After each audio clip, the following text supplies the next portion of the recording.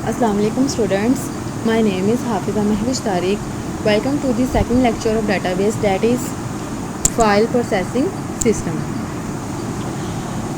File processing system क्या है? File processing system जो है एक ट्रेडिशनल और सिंपल फाइल प्रोसेसिंग जो है वो कि फर्स्ट कंप्यूटर बेस्ड मेथड था जो कि बिज़नेस एप्लीकेशन को हैंडल करता था। पास्ट में बहुत सारी ऑर्गेनाइजेशन डाटा को स्टोर करने के लिए फाइल प्रोसेसिंग सिस्टम का यूज़ करती थी। डाटा को मैनेज किया जाता था फाइल प्रोसेसिंग सिस्टम के थ्रू, ठीक है। बिज़नेस ऑर्गेनाइजेशन यूज़ करती थी कि फ़ाइल प्रोसेसिंग सिस्टम बहुत सालों तक, लेकिन इसके बहुत सारे ड्रॉबैक्स थे जिसकी वजह से ये जो है प्रोग्रेस नहीं कर सका, ठीक है। इसके जो डिसएडवांटेज थे वो हम देख लेते हैं कि वो क्या हैं। Disadvantages of file processing system. सबसे पहला क्या है? Data redundancy. रिडंडेंसी का मतलब है डुप्लीकेशन, ठीक है। फाइल प्रोसेसिंग सिस्टम में क्या होता था? सेम डाटा डुप्लीकेट होता था डिफरेंट फाइल्स के अंदर, ठीक है। यहाँ पे हमारे पास एक एग्जांपल है। Suppose there are two files, हमें दो फाइल्स है हमारे पास, स्टूडेंट्स एंड लाइब्रेरी, ठीक है। The file students contain details of all students in a college. जो स्टूडेंट की फ़ाइल है उसमें स्टूडेंट की सारी डिटेल है, ठीक है। और जो लाइब्रेरी फ़ाइल है उनमें उन लोगों का रिकॉर्ड स्टोर है जिन्होंने वहाँ से बुक गेट की है, ठीक है। अब data of one student appears in two files, ठीक है। अब क्या हो गया है कि जो एक स्टूडेंट का डाटा है वो दो फाइल्स के अंदर आपके पास अपेयर हो गया है। This is known as data redundancy. इसको हम क्या बोलेंगे? डाटा रिडंडेंसी या data duplication. This redundancy causes higher storage. इससे क्या होता था कि ये हमारी बहुत ज़्यादा स्टोरेज ले लेता था, ठीक है। स्टोरेज बहुत ज़्यादा कंज्यूम करता था। नेक्स्ट है हमारे पास डाटा इनकॉन्सिस्टेंसी, ठीक है। इनकॉन्सिस्टेंसी मीन्स दैट टू फाइल्स में contain different data of the same student. Redundancy में क्या था कि एक स्टूडेंट का डाटा दो फाइल्स में स्टोर था। इनकॉन्सिस्टेंसी में क्या है कि डाटा जो है एक ही स्टूडेंट का है लेकिन डिफरेंट डाटा है सेम स्टूडेंट का, ठीक है। डाटा क्या है? डिफरेंट है, स्टूडेंट क्या है? सेम है। एग्जाम्पल देख सकते हैं। If the address of a student is change it must change in both files. अगर तो स्टूडेंट का एड्रेस चेंज करते हैं एक फ़ाइल में तो इसको दोनों फाइल्स में चेंज करना कंपलसरी होगा। There is a possibility that it change in student file and not from library file. ये भी पॉसिबल हो सकता है कि जो स्टूडेंट का एड्रेस है वो स्टूडेंट फाइल में से तो चेंज हो गया लेकिन लाइब्रेरी फाइल में चेंज नहीं हुआ। The data become inconsistent in this situation. इसमें क्या होगा? डाटा हमारे पास इनकॉन्सिस्टेंट हो जाएगा, ठीक है। क्योंकि अब देखें स्टूडेंट एक है, डाटा क्या है? डिफरेंट है। स्टूडेंट फाइल के अंदर उसका एड्रेस और होगा और लाइब्रेरी फाइल के अंदर उसका एड्रेस क्या होगा? वो और होगा। नेक्स्ट है data isolation. Getting data from different files. इसमें क्या करते हैं? हम डाटा को गेट करते हैं डिफरेंट फाइल से। The data in file processing system is stored in various file. क्योंकि हमें पता है कि फाइल प्रोसेसिंग सिस्टम में डाटा जो है वो बहुत सारी फाइल्स में स्टोर होता है। Suppose that student emails are stored in student file and fee information is stored in fee file. First line में लिखा हुआ है getting data from different files. अब इसमें क्या हो रहा है कि हमने डाटा को गेट करना है डिफरेंट फाइल से, ठीक है।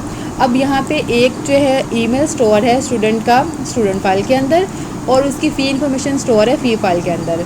अगर अब हमने स्टूडेंट को इन्फॉर्म करना है कि उसका जो है फ़ी डेट पेमेंट की जो डेट है, फ़ी पेमेंट की जो डेट है वो ओवर हो चुकी है, तो इसके लिए हमें क्या करना पड़ेगा? पहले स्टूडेंट फाइल सर्च करनी पड़ेगी, उसमें से उसका ईमेल सर्च करना पड़ेगा, उसके बाद फ़ी फाइल सर्च करनी पड़ेगी, उसमें से उसकी फ़ी इंफॉर्मेशन लेनी पड़ेगी। फिर क्या होगा? उसको ईमेल मैसेज सेंड किया जाएगा that the date for fee payment is over, ठीक है। It is difficult to generate such type of list from multiple files. तो ये हमारे लिए बहुत ज़्यादा मुश्किल था कि हम ऐसी कोई लिस्ट जनरेट कर सकें मल्टीपल फाइल से। नेक्स्ट हमारे पास है integrity problems. Integrity means reliability and accuracy of data. The store data must satisfy certain types of consistency constants. जो डाटा हमारे पास स्टोर है उसमें ये मस्ट होना चाहिए कि वो कंसिस्टेंसी कॉन्स्टेंट्स को सेटिस्फाई करे। कंसिस्टेंसी कॉन्स्टेंट्स क्या होते हैं? कॉन्स्टेंट्स का मतलब होता है रूल्स और रेगुलेशन जो हम डाटा को टेबल में एंटर करने के लिए अप्लाई करते हैं, जो कि हम फर्स्ट लेक्चर में डिस्कस कर चुके हैं मेटा डाटा में, ठीक है। For example roll number and marks of students should be numeric values. अब हम एग्जांपल दे रहे हैं कि जो स्टूडेंट का रोल नंबर है और उसके मार्क्स हैं वो न्यूमेरिक वैल्यूज़ में ही होने चाहिए, यानी कि 0 to 9 नंबर्स की फॉर्म में। Okay, it is very difficult to apply these constraints on files in file processing system. Computer में तो हम उसको ये कॉन्स्ट्रेंट अप्लाई कर सकते हैं, लेकिन फ़ाइल प्रोसेसिंग सिस्टम में ये कॉन्स्ट्रेंट्स अप्लाई करना हमारे लिए क्या है, बहुत ज़्यादा मुश्किल है। नेक्स्ट है program data dependency. Program data dependency is a relationship between data in files and program required to update and maintain the files। ये क्या है, रिलेशनशिप को जाहिर करता है फाइल्स की और प्रोग्राम में, ठीक है। For example if there is a change in the length of postal code it requires change in the program, ठीक है। अब मैं कोई प्रोग्राम यूज़ कर रही हूँ फाइल प्रोसेसिंग सिस्टम में डाटा को स्टोर करने के लिए। इसमें क्या होगा कि अगर जो है हमारा फाइल में कोई फॉर्मेट में चेंज हो रहा है तो हमारे लिए ये कंपल्सरी है, मस्ट है कि हम प्रोग्राम में भी इसमें चेंजिंग करें अकॉर्डिंग टू डाटा, ठीक है। द चेंजेस में भी कॉस्टली टू इम्प्लीमेंट। ये जो चेंज है ये हमारे लिए बहुत ज़्यादा कॉस्टली हो जाती है, महंगी हो जाती है इनको अप्लाई करना, ठीक है। नेक्स्ट हमारे पास है atomicity problem. The atomicity means that either one transaction should take place as a whole or it should not take place at all। अब इसमें क्या है कि अगर मैं कोई ट्रांजेक्शन कर रही हूँ तो वो या तो पूरी कंप्लीट हो या फिर उसका कोई भी पार्ट अप्लाई ना हो। Suppose a user wants to transfer money from account A to account B. एक यूज़र है वो अपनी मनी ट्रांसफ़र करना चाह रहा है अकाउंट ए से अकाउंट बी में, तो उसको ये 2 स्टेप्स फॉलो करने होंगे।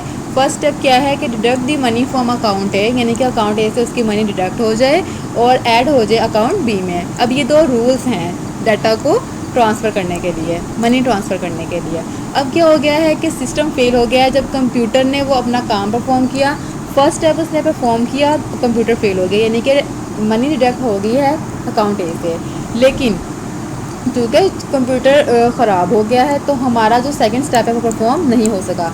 It means that the amount has been deduct from account A but has not been adding to account B. Deduct तो हो गई अकाउंट ए से लेकिन अकाउंट बी में ऐड नहीं हुई। File processing system does not provide the facility to ensure atomicity of data. File processing system हमें ये फैसिलिटी नहीं देता कि हमारा डाटा जो है वो ऑटोमेसिटी ऑफ डाटा है। नेक्स्ट है हमारे पास security problems. File processing system does not provide security on data. क्योंकि डाटा हमारा फाइल्स की फॉर्म में होता है तो कोई भी अननोन यूज़र या पर्सन हमारा डाटा जो है वो फाइल में से चेक कर सकता है, उसको यूज़ कर सकता है, उसमें कोई सिक्योरिटी नहीं होती। In some situation it is required to provide different types of access to data from different user. कुछ सिचुएशन में ऐसे होता है कि हम डिफरेंट टाइप्स की एक्सेस देते हैं डिफरेंट यूज़र को, वो डाटा को एक्सेस कर सकता है। For example data entry operator should only be allowed to enter data. ये किस सूरत में होता है, ये डाटाबेस की सूरत में होता है कि आप एक्सेस दे देते हैं कि जो डाटा एंट्री ऑपरेटर है वो सिर्फ डाटा को इंटर ही करेगा, जो कि अदर पर्सन है, ठीक है, उसको एक्सेस है कि वो डाटा को इंसर्ट भी कर सकता है और डिलीट भी कर सकता है, ठीक है। लेकिन फाइल प्रोसेसिंग सिस्टम के अंदर ऐसी ऑपरेशंस, जो ऐसी सिक्योरिटी के ऑप्शंस हैं वो अवेलेबल नहीं होते हैं। नेक्स्ट है हमारे पास program maintenance. The program developed in file processing system are difficult to maintain. अब फिर जो प्रोग्राम डेवलप किया जाता है फाइल प्रोसेसिंग सिस्टम के अंदर, उसको मेंटेन करना भी बहुत ज़्यादा मुश्किल होता है। मोस्ट ऑफ द बजट में बी स्पेंट ऑन मेंटेनेंस। हमारा बहुत सारा बजट इस मेंटेनेंस पे स्पेंड हो जाता है, ठीक है। आज हमने जो पढ़ा है वो है फाइल प्रोसेसिंग सिस्टम के बारे में, ठीक है। उसके हमने ड्रॉबैक्स देखे हैं। उम्मीद है कि आपको आज के लेक्चर की समझ आ गई होगी, ठीक है। अगर आपको कोई भी कन्फ्यूजन है तो आप मेरे से क्वेश्चन करके इसको क्लियर कर सकते हैं, ठीक है। और ये स्लाइड्स जो हैं क्वेश्चन बाय क्वेश्चन हैं, ठीक है। ये पूरा एक क्वेश्चन है जो पेपर पॉइंट ऑफ व्यू से भी इम्पोर्टेंट है। अगर आप ये स्लाइड्स भी तैयार कर लेते हैं तो आपका एक क्वेश्चन तैयार हो जाएगा, ठीक है। अब नेक्स्ट हम मिलेंगे नेक्स्ट लेक्चर के साथ। तब तक के लिए अपना ख्याल रखिएगा और इन स्लाइड्स को अच्छे से तैयार कर लीजिएगा। ओके, अल्लाह हाफिज़।